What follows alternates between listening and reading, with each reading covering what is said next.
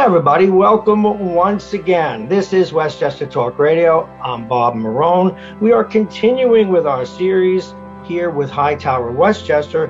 What should I focus on in my 20s, 30s, 40s, 50s, and so forth? Today, we're here with Roman Chosik, Managing Director and Partner at Hightower, Westchester, as we continue with our series, and we're speaking about what should I focus on in my 50s? Roman, what should 50-year-olds be focusing on, and how are you, sir? I am doing well, Bob. As always, a pleasure seeing you, and thank you for having us here. So 50s is sort of that half-century mark, as they say, and it's an important sort of milestone for many. And look, for our practice, as you know, it's about financial planning. It's about having that longer-term roadmap in place. But 50s is an important piece. We start rethinking about the world, and we start thinking more so around as to what retirement can and will look like. And people start to be a lot more serious about saving, really around more for retirement. And, as people get pushed out in their 50s for some, in certain instances, from an employer standpoint, I think it's even more the reason to start assessing your budget to make sure you have the right things in place as you sort of go through this life cycle.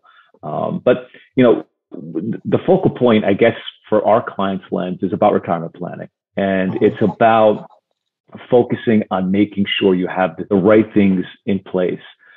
Know how much you're going to need as far as when you retire, right? As we kind of say, when you retire, people have expectations of needing a certain amount of money, and they feel that retirement is going to be a lot less. Not necessarily the case. It's usually 80, sometimes 90% of your income you will need in retirement.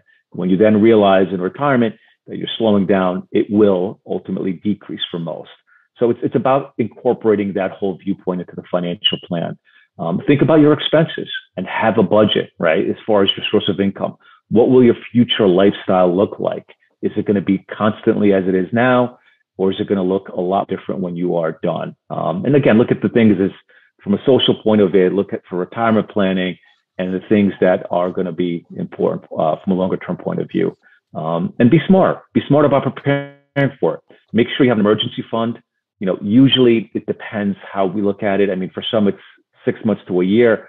We like to look at it for 3 to 6 months. As rates are creeping back up, we may start increasing that number. So it becomes a lot more relevant.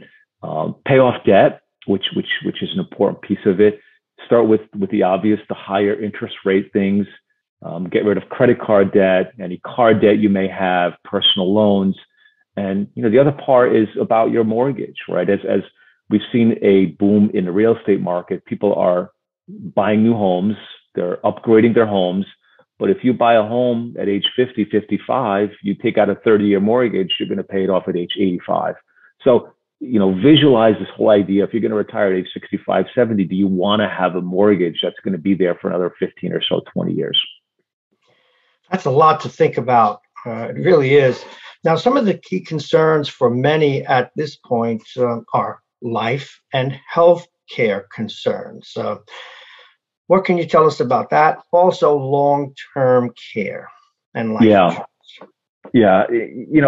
I always say it's your health is your wealth. And I think it's an important statement because as people are living a lot longer and you want to have the quality of care, right? You don't want to be where you're living longer, but your quality is not there. So it's important to have that conversation with our clients to make sure they're doing those things from that point of it.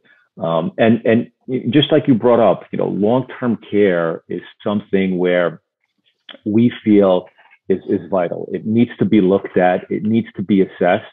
What is long-term care? It's going to protect you if all of a sudden you need some additional care, whether it's going into a facility such as a long-term care facility or going into or having home care, right? Majority of the people don't have it, and Medicare or Medicaid and things of that nature are not really going to take care of those specific needs. And this is more of a conversation with the family, right? Because it's an emotional, I don't want to say sale, but it's an emotional conversation because if your parents have gone through it, you realize the importance and the impact that it could have on your overall family.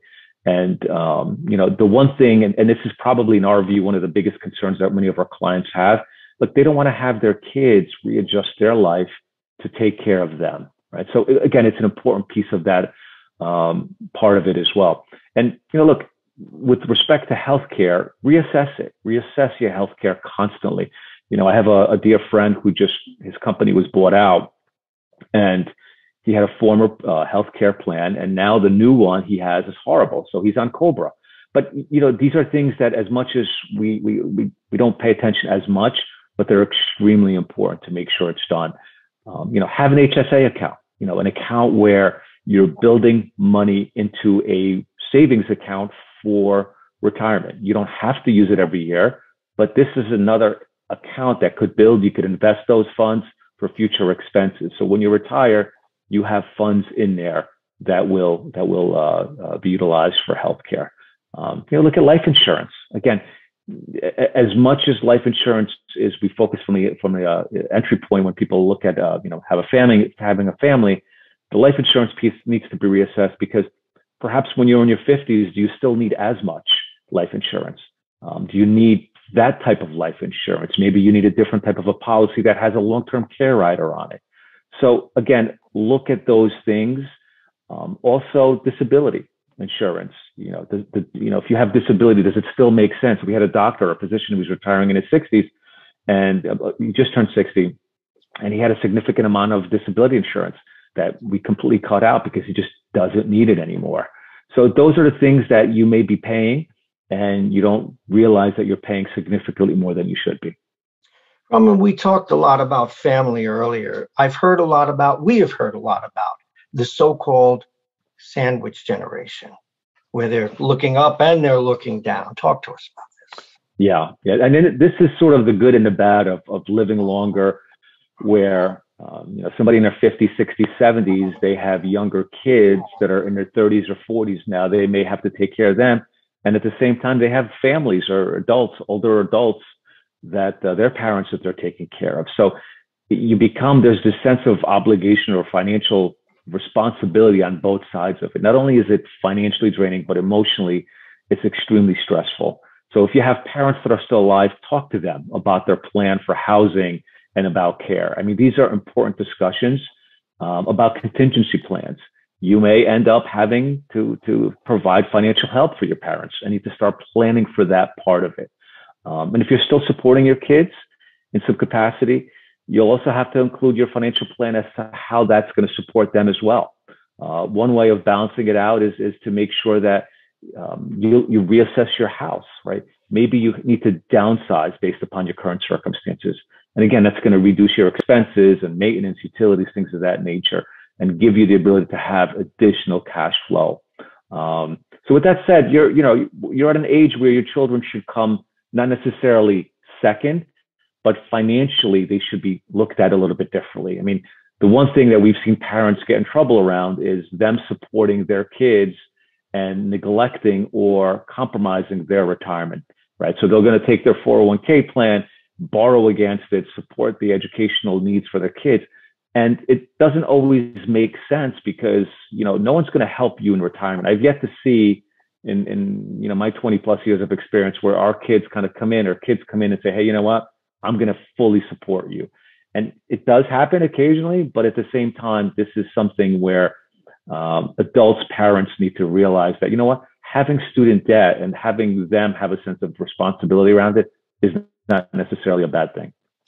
I have to tell you, being a grandfather, the intention or the want to help your children and your grandchildren is very, very powerful. That has to be resisted, and common sense needs to prevail, doesn't it? Absolutely. Absolutely. Okay, I'm glad you brought up retirement. As someone who is still working in his 70s, we still need to prepare for retirement, don't we? Absolutely.